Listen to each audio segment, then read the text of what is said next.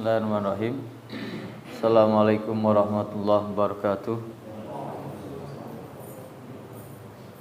Innal hamdalillah nahmaduhu wa nasta'inuhu wa nastaghfiruh wa na'udzu billahi min syururi anfusina wa min sayyiati a'malina. May yahdihillahu fala mudhillalah wa may yudlil fala hadiyalah. Asyhadu an la ilaha illallah wahdahu la syarikalah wa asyhadu anna Muhammadan abduhu wa rasuluh la nabiyya ba'dah. Alhamdulillah, segala puji bagi Allah yang telah memberikan kita umur yang panjang, yang sampai detik ini masih bisa menghamba, beribadah, berbuat ketaatan kepada Allah Subhanahu wa taala, dan kita sudah melewati pertengahan dari bulan Sya'ban. Maka sebentar lagi kita akan memasuki bulan Ramadan. Semoga umur kita dipanjangkan oleh Allah Subhanahu wa taala, diberi kesempatan untuk menikmati ibadah di bulan Ramadan yang penuh berkah, penuh ampunan, penuh kemuliaan, penuh rahmat kasih sayang dari Allah Subhanahu wa taala. Salawat dan salam kita sampaikan kepada Nabi kita Muhammad sallallahu alaihi wasallam, karena beliau sudah menyampaikan risalahnya, pesannya, syariat ini dengan seluruhnya tanpa ada yang disembunyikan, dengan sejelas-jelasnya, dengan kasih sayangnya. Maka semoga Allah Subhanahu wa taala memberikan kenikmatan yang abadi kepada beliau dan kita sebagai umatnya mendapat syafaat kelak di hari kiamat. Amin ya rabbal alamin. Alhamdulillah, kita tadi sebutkan sudah mendekati bulan Ramadan. Kurang dari 2 minggu, iya kan? Kurang dari 2 minggu lagi kita akan memasuki bulan Ramadan. Kita di bulan Sya'ban. Nabi sallallahu alaihi wasallam bersabda tentang bulan Sya'ban ini, dia itu didapati sedang berpuasa oleh Usamah bin Zaid, anaknya Zaid bin Harisah. Kemudian Usamah bin Zaid bertanya, kenapa engkau berpuasa wahai Rasulullah? Kenapa engkau banyak berpuasa di bulan Sya'ban wahai Rasulullah? Maka Nabi SAW menjawab, dzaka syahrun yaghfulun nasu anhu baina Rajab wa Ramadan wa syahrun turfa'u fihi al-a'mal ila rabbil alamin fa uhibbu an yurfa'a amali wa ana shaim. Nabi SAW menjawab, itu adalah bulan yang aku banyak berpuasa di situ, adalah itu bulan yang banyak dilalaikan, dilupakan oleh orang. Baina Rajab wa Ramadan, antara bulan Rajab kemarin, bulan Rajab, wa Ramadan, dan bulan Ramadan, bulan yang akan kita sambut ini, berarti bulan Sya'ban. Wa huwa syahrun turfa'u fihi al-a'mal, itu adalah bulan di mana amal-amal kebaikan atau amal-amal perbuatan manusia diangkat ila rabbil alamin, ke hadirat Allah Subhanahu wa taala. Fa uhibbu, maka aku suka, an yurfa'a amali, amalku ini diangkat kepada Allah Subhanahu wa taala wa ana shaim, dalam keadaan aku sedang berpuasa. Para ulama zaman dahulu, selepas Ramadan itu 6 bulan setelah Ramadan, itu doanya hanya satu, diulang-ulang. Setelah Ramadan, Syawal, Dzulqa'dah, Dzulhijjah, Muharram, Safar, itu doanya diulang-ulang, minta supaya amalnya selama bulan Ramadan diterima di sisi Allah Subhanahu wa taala. Jadi bukan kayak kita begitu habis Ramadan, Syawal merasa suci, merasa bersih, merasa kayak bayi habis baru lahir yang nggak ada dosa. Para ulama masih merasa belum sempurna amalnya, maka masih meminta kepada Allah semoga amalnya ini diterima. Padahal mereka ibadahnya sungguh-sungguh, ibadahnya maksimal. Selama 6 bulan setelah Ramadan, mereka berdoa semoga amal bulan Ramadan kemarin ini diterima. Lalu 6 bulan berikutnya menjelang Ramadan, mereka berdoa semoga umurnya disampaikan ke bulan Ramadan yang akan datang. Keistimewaan Ramadan ini kenapa? Karena kualitasnya. Karena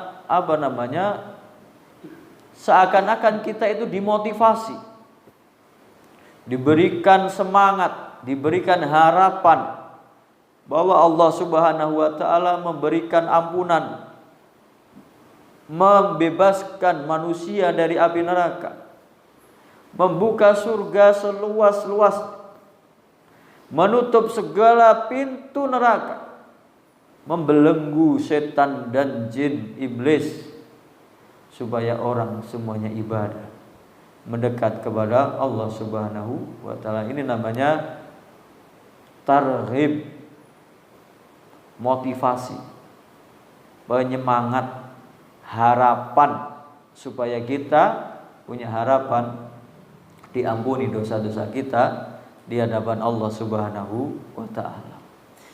Ibarat tamu agung, tamu istimewa, tamu mulia yang kita tunggu-tunggu kedatangannya. Presiden itu belum seberapa dibanding keistimewaan Ramadan. Kalau kita mau kedatangan tamu istimewa, entah itu pejabat, bupati, gubernur, orang yang punya kedudukan, kemuliaan, maka segala persiapan kita lakukan untuk menyambut tamu ini dengan keadaan sebaik mungkin.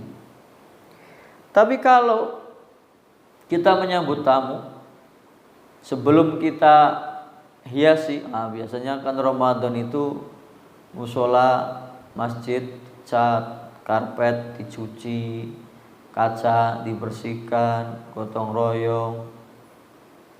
Sebelum semua hiasan, pernak-pernik lampu merah, kuning, hijau, perhiasan yang lain, kaligrafi dan lain-lain, ketika rumah mau menyambut tamu, tentu kebersihan yang harus kita perhatikan. Siapapun tamunya datang ke rumah kita, disambut dengan pernak-pernik hiasan macam-macam, suguhan yang mahal, tapi kursinya kotor, lantainya berantakan, banyak sampah, banyak kotoran, tamunya tidak bakalan nyaman. Maka bagi kita sebelum menyambut Ramadan dengan pernak-perniknya, dengan hidangannya, dengan macam-macam hiasan-hiasannya, yang perlu kita lakukan membersihkan diri kita terlebih dahulu. Bersih secara zahir, bersih juga secara batin. Bagaimana cara membersihkan diri kita? Taubat kepada Allah Subhanahu wa taala.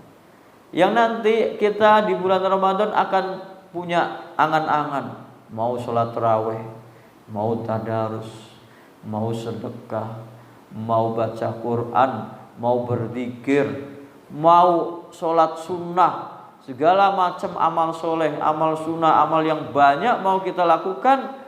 Kalau kita belum tobat dari maksiat, itu gak bakalan tercapai. Makanya sering kejadian, biasanya kan kalau bulan Ramadan ini orang yang biasanya merantau kan pulang, pelaut pulang biar lebaran di rumah. Orang merantau pulang supaya bisa lebaran di rumah, tapi belum tobat. Makanya sering kejadian di bulan Ramadan ada pemuda mati gara-gara minum miras oplosan Ramadan. Bukannya taraweh, bukannya darusan, karena belum tobat, belum selesai dengan maksiatnya, belum selesai dengan dosa-dosa. Bagaimana orang mau berangan-angan untuk ibadah kalau dirinya belum tobat kepada Allah Subhanahu wa ta'ala? Tobat itu yang pertama meninggalkan kemaksiatan, dosa yang kita lakukan. Yang kedua, menyesali. Tobat itu tidak akan berlaku kalau orangnya nggak menyesali, malah bangga, malah diceritakan ke sana kemari. Dulu saya mencuri di sana, nggak ketahuan, dapat ini, dapat itu. Dulu saya mabok di sana dulu saya bermaksiat begini. Itu bukan orang yang tobat. Walaupun sudah selesai perbuatan dosanya, sudah tidak melakukan lagi, tapi begitu dia ceritakan, dia umbar maksiatnya, dia seakan-akan bangga dengan kemaksiatannya. Tobat orang semacam ini tidak diterima. Bahkan mungkin dulunya dosanya nggak ada yang tahu, dia bermaksiat itu hanya Allah yang tahu. Tapi justru setelah selesai bermaksiat, dia berhenti, dia malah ceritakan, dibuka aibnya sendiri. Ini orang macam seperti ini, tobatnya tidak diterima karena berbangga dengan maksiat. Meninggalkan maksiat, menyesali, bertekad tidak akan mengulangi lagi. Ikhlas lillahi ta'ala. Tobat itu harus ikhlas lillahi ta'ala, bukan karena siapapun. Bukan karena ada mertua, tobat. Bukan karena ada corona, tobat. Bukan karena ada Pak Dokter, tobat.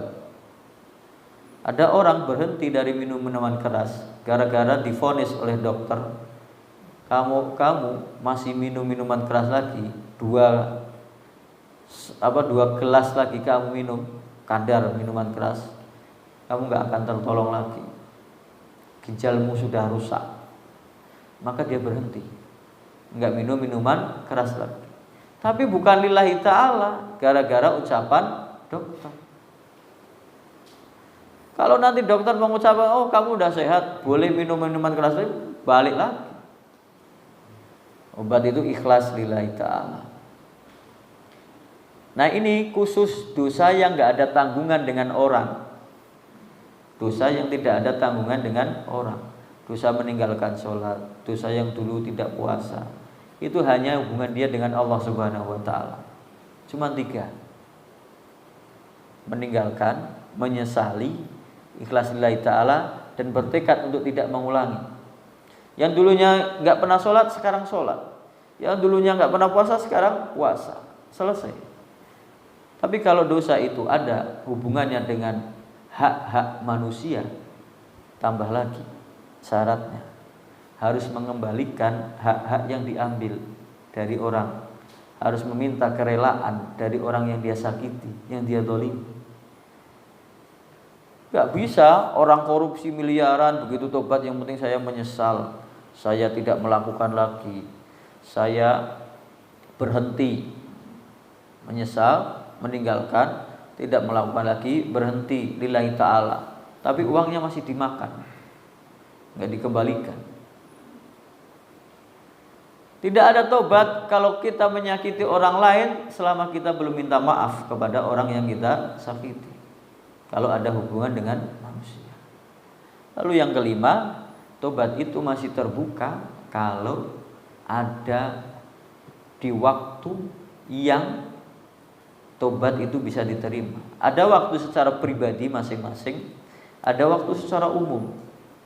Secara pribadi sebelum nafas di tenggorokan. Fir'aun itu tobat. Kapan? Tobat dia. Sekarang saya beriman dengan Tuhannya Bani Israel yang disembah oleh Musa dan Harun. Fir'aun itu tobat. Tapi ketika nafasnya sudah di terongkongan, sudah tenggelam di laut, tobatnya tidak diterima. Tobat orang yang nafasnya sudah di kerongkongan tidak akan diterima. Itu secara pribadi masing-masing. Lalu tobat secara umum itu diterima kalau sebelum matahari terbit dari barat. Begitu matahari terbit dari barat, selama ini dia kafir, tidak masuk Islam, Begitu matahari terbit dari barat, dia baru percaya, wah berarti agama Islam benar. Dia baru beriman, masuk Islam, ibadah, baca Quran, sholat, puasa, nggak ada artinya. Tobatnya tidak diterima. Ketika matahari sudah terbit dari barat. Maka tobat tidak harus nunggu Ramadan, tidak harus menunggu Sya'ban, tidak harus menunggu kita mau lebaran, tidak. Setiap saat, setiap kita bermaksiat, cepat-cepat tobat. Setiap kita berdosa, cepat-cepat tobat, minta ampun. Nabi SAW yang sudah diampuni dosanya yang telah lampau dan yang akan datang, itu istighfarnya dia katakan 70 kali setiap hari. Tobatnya 100 kali setiap hari. Itu Nabi yang dosanya sudah diampuni, sudah dijamin masuk surga. Lah kita yang belum tentu masuk surga harusnya lebih semangat lagi untuk tobat kepada Allah Subhanahu wa taala. Sebelum menyambut Ramadan, bersihkan dulu hati kita, tobat kepada Allah Subhanahu wa taala. Setelah tobat apa? Kembali lagi kepada aturan Allah Subhanahu wa taala, penuhi dulu kewajiban kita. Yang dulunya sholatnya masih bolong-bolong, ya penuhi 5 waktu. Ini lagi, yang dulu masih ada tanggungan puasa di tahun kemarin, puasa Ramadan tahun kemarin belum selesai, cepat-cepat dilunasi.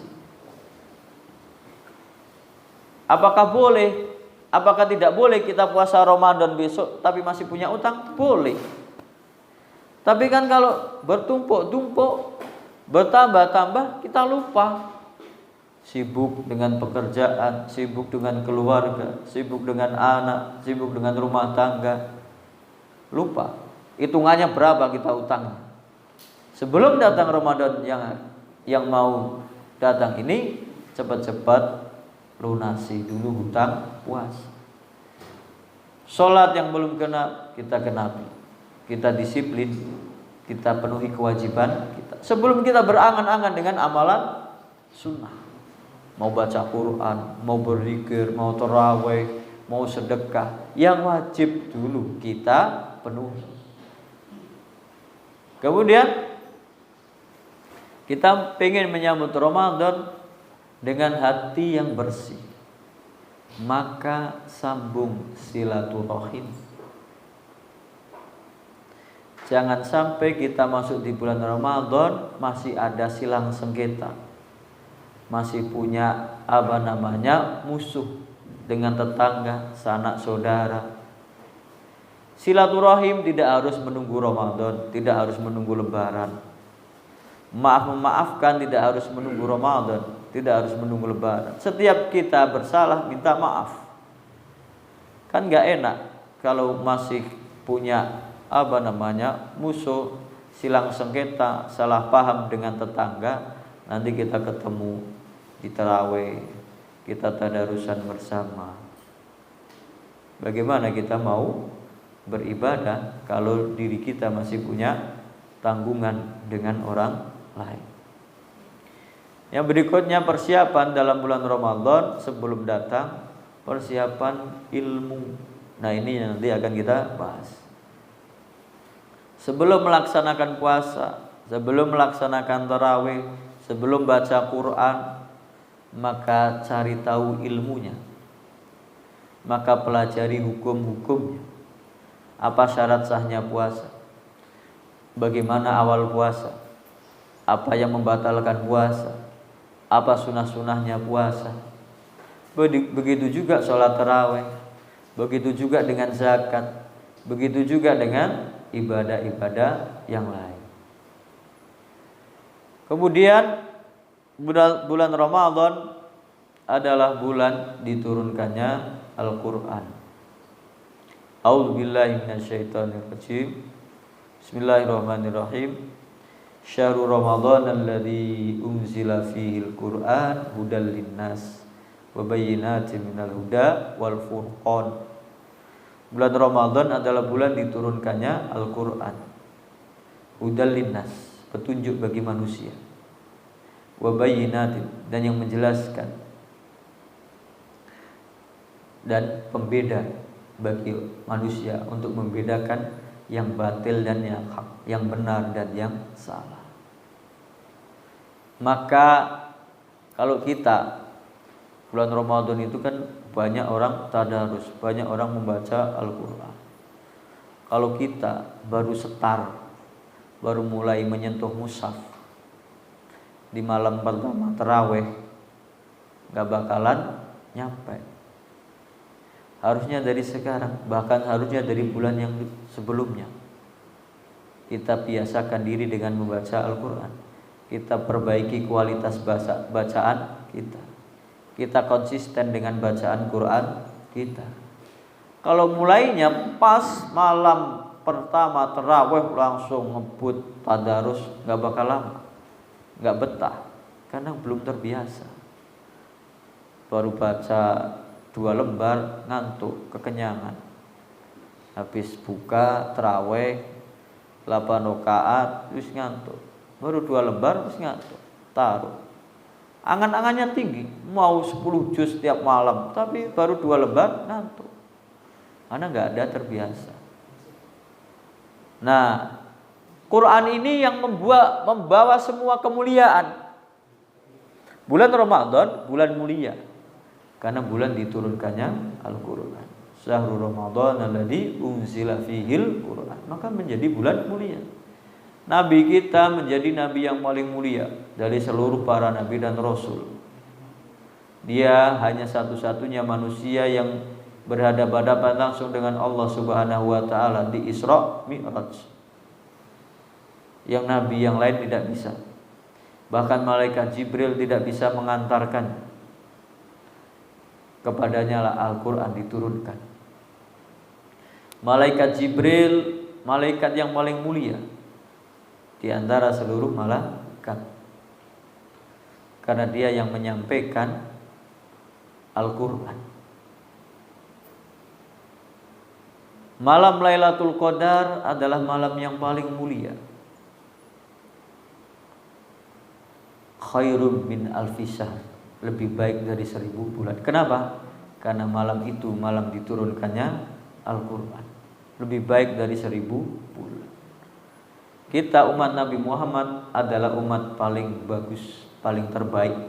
Kuntum khaira ummatin ukhrijat linnas ta'muruna bil ma'ruf wa tanhauna 'anil munkar. Kalian adalah sebaik-baik umat yang mengajak kepada yang baik dan mencegah dari kemungkaran. Kenapa? Karena kepada kita Al-Quran ini diberlakukan. Al-Quran ini diberlakukan. Kita umatnya Nabi Muhammad, panduannya adalah Al-Quran. Maka kalau kita ingin menjadi manusia terbaik, manusia yang paling mulia, khairukum man ta'allamal Qur'ana wa 'allama. Sebaik-baik kalian adalah yang mempelajari Al-Quran dan mengajarkan. Kalau dibahas tambah lama lagi. Quran itu dibaca dengan tahsin, tajwid, tilawah. Bacaannya diperbaiki.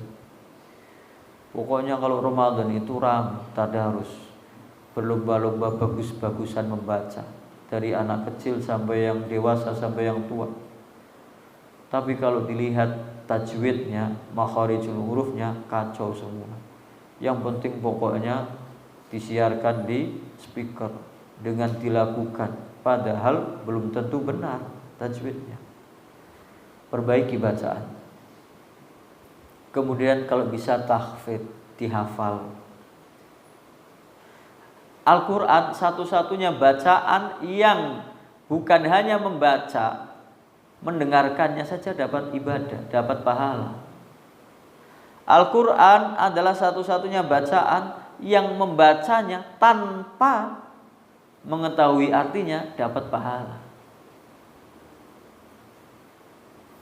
Baca, tahfidz, tafsir, kita belajari artinya. Al-Quran itu hudal linnas, petunjuk bagi manusia. Kebanyakan baru baca Quran. Kok rumah kamu ada yang baca Quran sih kemarin? Ada yang meninggal kok. Kebanyakan Quran dibaca ketika ada orang meninggal. Padahal lebih dibutuhkan bagi orang yang masih hidup. Hudal linnas. Tafsirnya, maknanya ditadaburi. Kemudian tatbik, diamalkan. Percuma bacaan Quran yang bagus, tahu artinya, tahu maknanya, tapi tidak diamalkan. Tidak diamalkan. Yang kelima, kalau bisa tabligh, mendakwahkannya, mengajarkannya. Khairukum man ta'allamal Qur'ana wa 'allama. Ini mungkin muqaddimah saja, pembukaan. Baru kita masuk kepada persiapan kita menyambut Ramadan ini dengan membaca hadis-hadis tentang hukum-hukum di dalam bulan Ramadan. Yang pertama hadisnya tentang awal Ramadan. Nabi sallallahu alaihi wasallam bersabda, An Abi Hurairah radhiyallahu anhu qala Rasulullah sallallahu alaihi wasallam, la taqaddamu Ramadhana bi shaumi yaumin wala yaumaini illa rajulun kana yasumu shauman falyasumhu. Hadisnya muttafaqun alaih, riwayat Bukhari dan Muslim, sahih. Dari Abu Hurairah radhiyallahu anhu, dia berkata, Nabi Rasulullah SAW bersabda, la taqaddamu, jangan kalian mendahului Ramadan, bulan Ramadan, bisaumi yaumin, dengan puasa sehari sebelumnya, au wala yaumaini, atau puasa 2 hari sebelumnya, illa, kecuali rajulun kana yasumu shauman, seseorang yang sudah terbiasa puasa, kayak Nabi tadi. Nabi SAW banyak berpuasa sejak awal Sya'ban, dan bulan-bulan sebelumnya banyak berpuasa, makanya gak apa-apa puasa. Tapi kalau orang gak pernah puasa dari bulan-bulan sebelumnya, bulan Rajab, bulan Dzulqa'dah, Dzulhijjah, Muharram, gak pernah puasa, tiba-tiba di bulan Sya'ban menjelang 2 hari atau sehari sebelum Ramadan puasa, ini tidak boleh. Tidak boleh.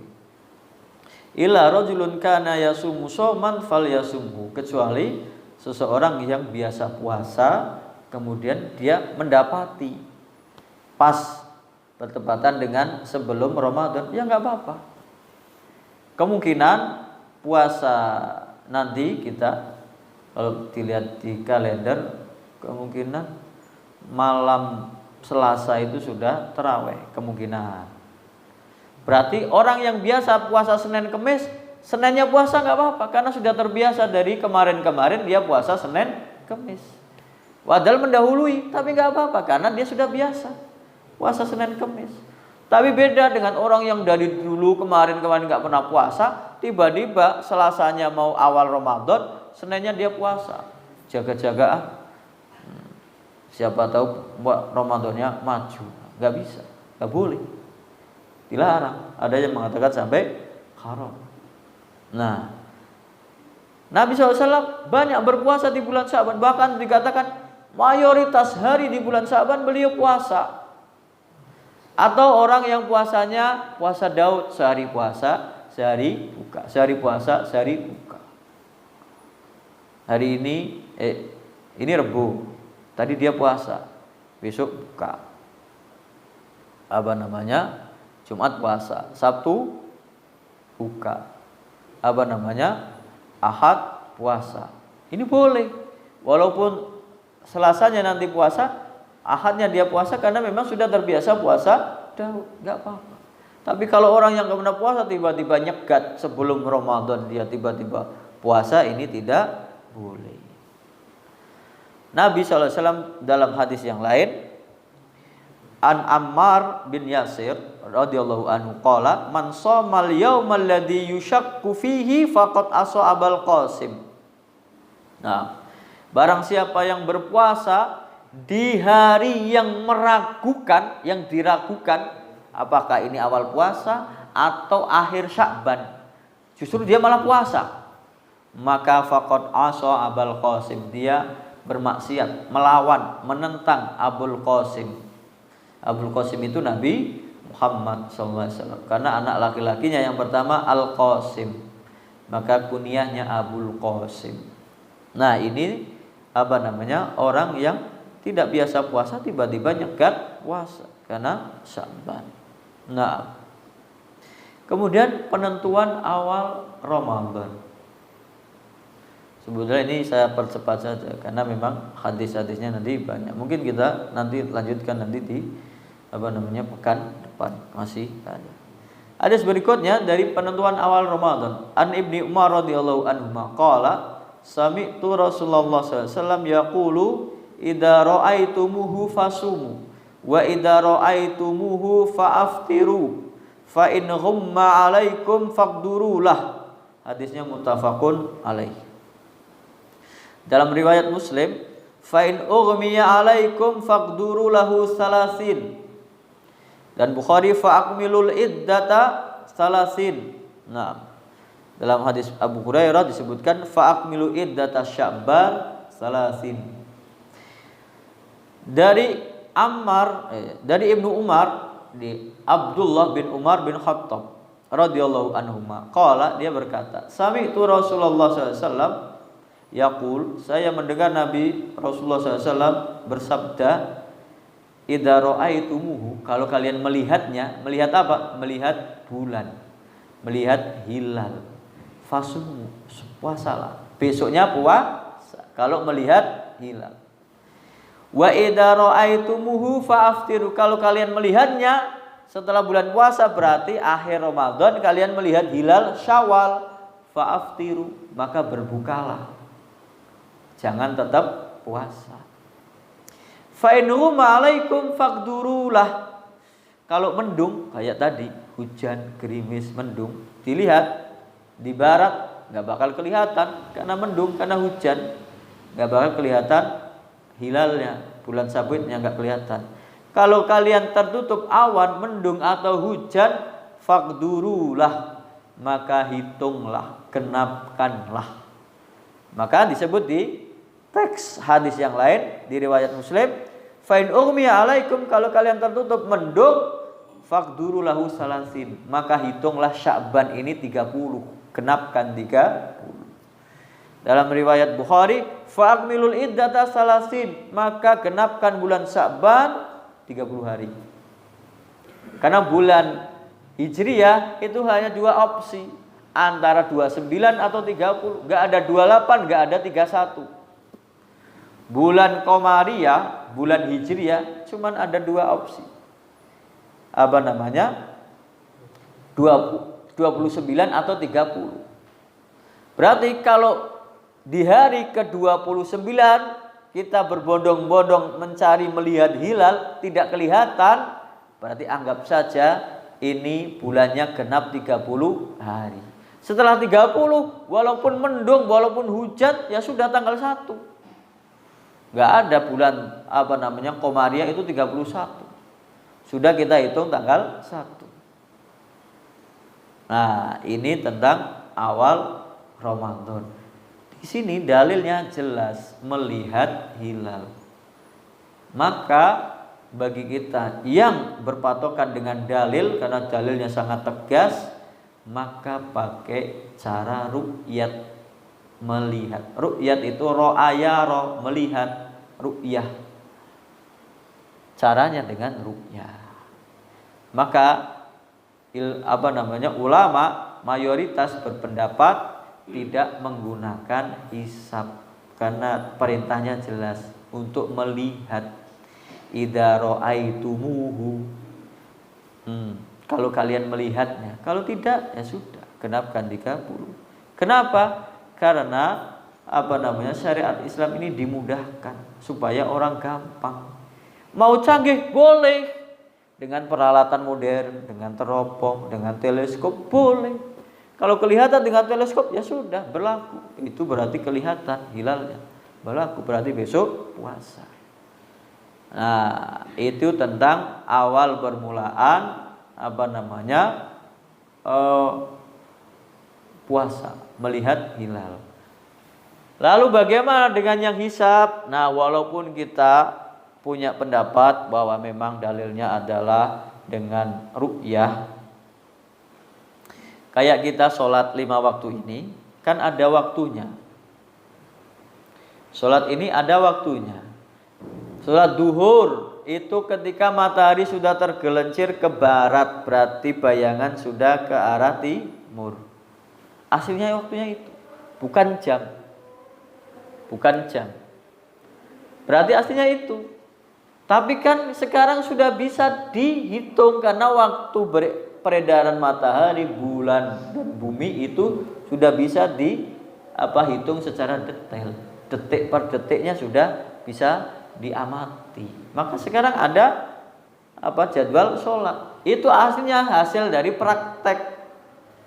Kemudian ditulis di situ. Aslinya patokannya adalah melihat, tetapi karena sudah terbiasa, maka nggak apa-apa pakai hitungan, pakai jam. Tapi karena memang itu sudah terbukti. Lalu bagaimana dengan orang yang mempraktekkan itu dalam penghitungan bulan, pakai hisab? Ini modern. Berarti umur bulan, kalender Hijriah, umur bulan itu 29,5 hari. Iya kan? Karena kadang 29, kadang 30. Enggak mungkin 31, enggak mungkin 28. Berarti umur bulan itu sebetulnya 29,5 hari. Maka ada yang 29, ada yang 30. Dan itu bisa dihitung dengan rinci lagi. Detik per detik, posisinya di mana. Orang yang mempelajari antariksa. Lalu ada orang yang menghitungnya secara rinci. Jadilah ilmu hisab menentukan bahwa nanti bulan Ramadan di tanggal sekian. Posisi hilal di sebelah sini. Tingginya berapa derajat. Nah, kita nggak usah banyak debat. Kita prinsipnya ittiba'us salaf aslam, ittiba'ul khalaf ahkam. Mengikuti salaf, mengikuti ulama zaman dahulu bahwa patokannya adalah hilal ru'yah, itu aslam, lebih selamat. Kenapa? Mengikuti dalil. Ittiba'ul khalaf, mengikuti orang modern. Khalaf itu orang yang kekinian, yang sudah punya peralatan canggih, sudah punya perhitungan yang canggih. Ittiba'ul khalaf ahkam, bijaksana. Enggak usah dipertentangkan. Silakan bagi mereka yang memakai hitungan hisab. Tapi bagi kita patokannya adalah dalil. Maka dengan ru'yah. Dengan alat modern boleh. Nah, ini tentang penentuan awal Ramadan. Kemudian, dalam hukum Islam itu setiap hukum yang memerlukan persaksian, melihat itu kan bersaksi, itu minimal saksinya adalah 2. Pertengkaran, utang piutang, itu saksinya 2. Kecuali perzinahan, itu saksinya harus 4. Hukum muamalah, hukum kriminal, saksinya 2. Nah, khusus dalam hilal ini ada hadisnya. Sama hadisnya dari Ibnu Umar. An Ibnu Umar radhiyallahu anhu qala tara an-nasu al-hilal fa ahbartu Rasulullah sallallahu alaihi wasallam anni ra'aituhu fa shoma wa amara nasa bi siyamihi, rawahu Abu Dawud. Dari Ibnu Umar radhiyallahu anhu qala, dia berkata, tara an-nasu al-hilal, orang-orang di hari 29 Sya'ban berbondong-bondong melihat hilal, mencari hilal bulan Syabit. Aku ikut, Ibnu Umar ikut. Kemudian aku melihatnya, fa ahbartu Rasulullah SAW anni ra'aitu. Setelah melihat, aku beritahukan kepada Nabi Muhammad SAW, ya Rasulullah, aku melihatnya. Kemudian Nabi SAW enggak diinterogasi, sudah ada saksi 1, sudah langsung fasoma, maka besoknya Nabi puasa. Wa amaron nasa bisyami, dan memerintahkan orang-orang untuk ikut puasa. saksi cuman satu. Ini diterima di dalam persaksian penentuan awal Ramadan. Hadis yang lain dari Ibnu Abbas, Ibnu Abbas radhiyallahu anhuma, anna Arabian. Kalau tadi saksinya jelas Ibnu Umar, sahabat yang jelas namanya, jelas kualitasnya, ketakwaannya. Anna Arabian jaa ila Nabi sallallahu alaihi wasallam faqala inni ra'aitul hilal. Dari Ibnu Abbas radhiyallahu anhuma bahwa ada seorang Arabi. Nah, ini enggak dikenal, sahabat tapi enggak dikenal, Arab Badui dari pedalaman. Menghadap Nabi SAW, datang kepada Nabi SAW. Dia berkata, ini ra'aitul hilal, ya Rasulullah, saya melihat hilal. Ini orang ini gak dikenal, orang Badui. Faqala, Nabi SAW bersabda, atasyhadu alla ilaha illallah, apakah kamu bersaksi tiada Tuhan selain Allah? Qala, orang itu menjawab, na'am, iya. Kemudian Nabi SAW menanyakan lagi, qala atasyhadu anna Muhammadan Rasulullah, apakah kamu bersaksi bahwa Nabi Muhammad adalah utusan Allah? Orang itu menjawab, qala na'am, iya.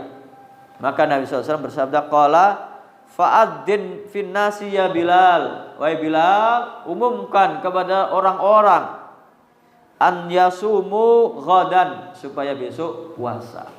Ini persaksian satu orang, dites cuma satu. Apakah kamu percaya bahwa tiada Tuhan selain Allah, bahwa Nabi Muhammad adalah utusan Allah? Apakah kamu orang Islam? Iya, sudah. Satu orang pun diterima. Ini hadis tentang penentuan awal Ramadan. Tapi beda nanti ketika penentuan akhir Ramadan, saksinya minimal 2. Beda dengan awal Ramadan. Kenapa? Karena awal Ramadan itu kita kalau sudah ada yang lihat, pokoknya ya percaya gitu saja. Beda dengan akhir. Kenapa? Kita akan mengakhiri. Eman-eman kalau ada orang satu tapi nggak jelas, belum memenuhi syarat, bilang supaya puasanya cepat rampung, saya lihat, nggak bisa. Harus 2. Nanti ini pembahasannya. Mungkin ini kita jeda sebentar, adzan baru nanti kita lanjutkan. Wallahu taala a'lam. Nah, kita lanjutkan. Jadi ada persaksian tentang orang yang melihat hilal. Kalau satu orang sudah bersaksi, maka dia diterima. Tapi keputusan untuk mengumumkan itu hendaknya mengikuti pemerintah yang yang ada, supaya sama-sama. Lalu bagaimana resikonya kalau ada orang satu dia melihat hilal tapi persaksiannya enggak diakui? Ada satu orang saja dia melihat hilal. Saya lihat tadi, lihat hilal sebentar, habis itu redup lagi, sudah. Tapi karena banyak yang tidak lihat, dan orang-orangnya pintar-pintar juga, punya alat juga, maka persaksiannya enggak diterima. Enggak mungkin lihat karena secara ukuran, secara lokasi tidak memungkinkan. Lalu bagaimana orang seperti ini? Kalau itu kan keputusan di tangan pemimpinnya, di tangan pemerintah yang sah. Berarti mau mengumumkan besok puasa atau besok masih tanggal 30 Sya'ban. Berarti itu keputusan di tangan pemerintah yang sah. Lalu bagaimana dengan orang yang melihat ini? Berarti kan saya lihat. Kalau saya nggak puasa, berarti gimana? Mau saya lihat. Lalu bagaimana orang yang melihat ini? Kalau yang lain jelas mengikuti pemerintah, nggak apa-apa, karena memang dia nggak lihat. Nah, pendapat pertama bahwa orang yang melihat hilal, kemudian persaksiannya ditolak, maka bagi orang ini tetap puasa karena dia lihat, ya kan? Sumu li ru'yati wa aftiru li ru'yati.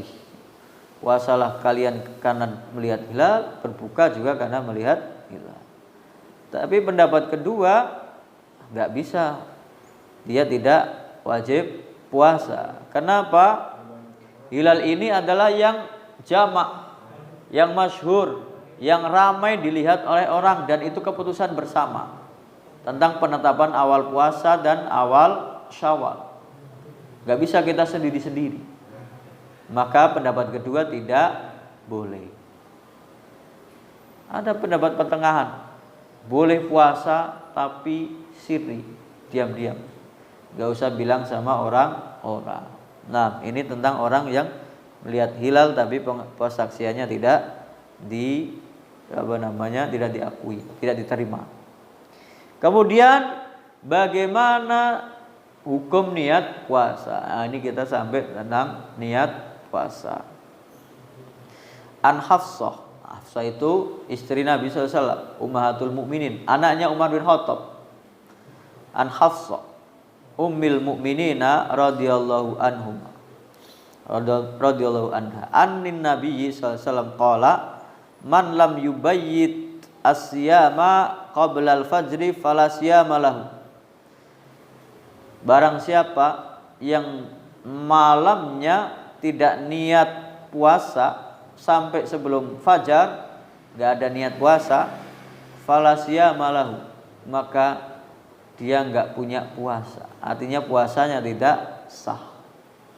Nah, ini hadis ini dijadikan patokan dalil bahwa niat puasa itu harus ada di malam hari.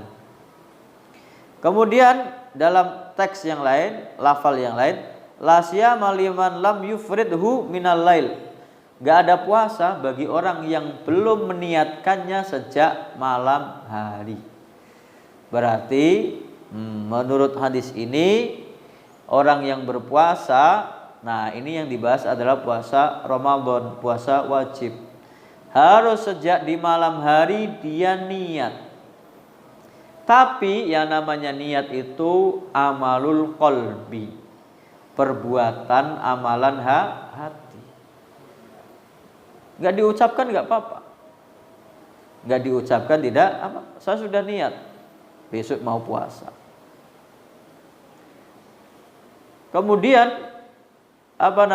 bisa juga dalam bentuk perbuatan, gak usah diucapkan, tapi jam 3 bangun sahur, berarti kan niat dia besoknya mau puasa.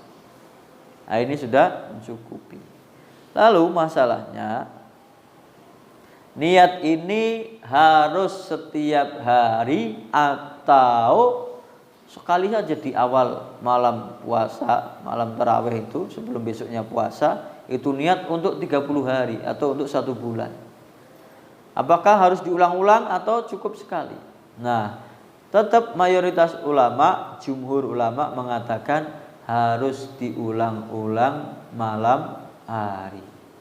Setiap malam niat puasa besok. Kalau ini puasa wajib, beda dengan puasa sunnah. Kalau puasa sunnah niatnya boleh di siang hari. Nanti ada hadisnya tentang Nabi SAW. Nah, ini tentang niat puasa. Mayoritas ulama berpendapat setiap malam dia harus meniatkan puasa untuk besoknya. Ada yang berpendapat satu saja dari imam yang keempat, itu Imam Malik, madhab Malikiyah. Nah, ini yang bisa membolehkan niat itu di awal Ramadan untuk 1 bulan. Nah, sudah. Tapi madhab yang 3 semuanya sepakat bahwa niat harus setiap malam. Berarti yang kuat yang jumhur ulama. Nah, kalau puasanya sunnah ada dalilnya yang jelas sahih dari Aisyah, an Aisyah radhiyallahu anha qalat dakhala alayya an-nabiyyu sallallahu alaihi wasallam dzata yaumin faqala. Jadi Aisyah radhiyallahu anha berkata, Nabi masuk ke rumahku pada suatu hari. Faqala, kemudian Nabi SAW bertanya, hal indakum syai'un, apakah ada makanan wahai Aisyah? Qulna, kami menjawab, istri-istri Nabi, la, enggak ada makanan ya Rasulullah. Qala, maka Nabi SAW bersabda, fa ini idzan shaim. Kalau begitu aku hari ini puasa, padahal itu sudah siang. Tapi ini yang dimaksud adalah puasa sunnah. Summa atana yauman akhar. Kemudian datang di hari yang lain.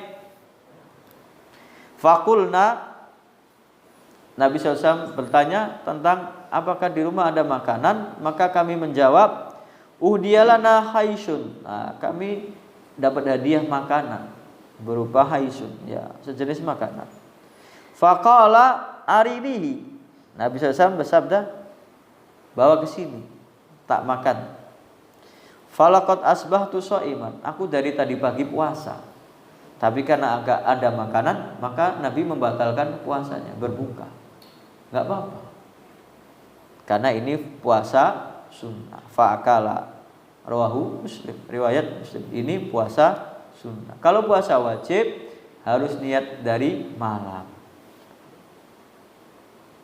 Tapi kalau ada orang misalnya kan sudah buka maghrib, berarti kan sudah berbuka sampai isya, berarti kan dia sudah sadar bahwa besok mau puasa. Otomatis sudah ada niat di dalam hatinya. Kemudian ketiduran sampai subuhnya kesiangan, berarti kan dia nggak sempat sahur, ya kan?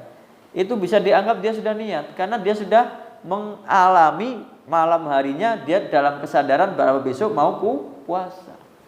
Niat itu pokoknya di malam, entah itu di awal, di tengah, di akhir, boleh semuanya. Pokoknya habis buka maghrib itu langsung niat, nah, besok saya mau puasa lagi. Sudah. Nanti malam nggak buka, nggak apa-apa. Sudah niat puasa. Nggak terawih karena ketiduran, kecapean, ya sudah. Tetap dia sudah niat. Diboleh. Nah, ini tentang niat puasa. Kalau yang wajib harus niat di malam harinya. Kalau yang sunnah boleh di pagi hari, boleh di siang harinya. Nah, mungkin ini yang bisa kita bahas. Hal min soal, apakah ada pertanyaan? Silahkan. Mungkin kita lanjutkan nanti di pekan depan tentang hukum-hukum puasa yang lain, hadis-hadis tentang puasa. Nah,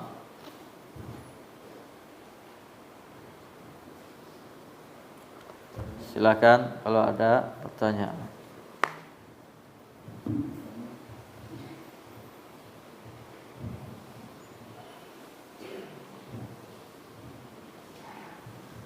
Enggak ada Pak Yono. Sudah. Kita tutup dengan doa kafaratul majelis. Subhanakallahumma wa bihamdika asyhadu an la ilaha illa anta astaghfiruka wa atubu ilaik. Assalamualaikum warahmatullahi wabarakatuh.